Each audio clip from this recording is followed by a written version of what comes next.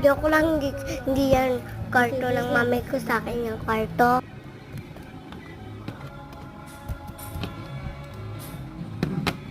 Ating patingnan ko pa sa'yo. Oh, di ba? Ano na, lumala ka na?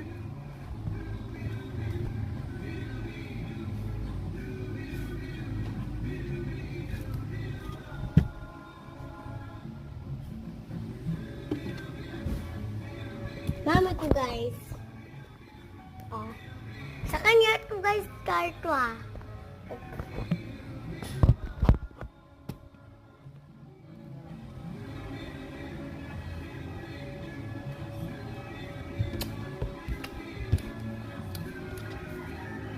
Ano dito guys nakasulat?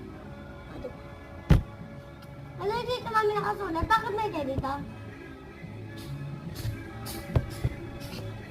Mami ko nga yan, guys. Mami, buksan ko pa.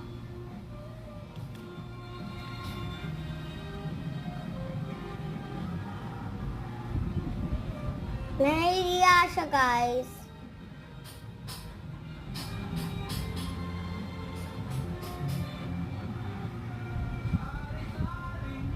Wait lang. Ito nga lang. Hindi siya puno. Kakain daw siya ni sabing mami. Kaya tayo. Wala na.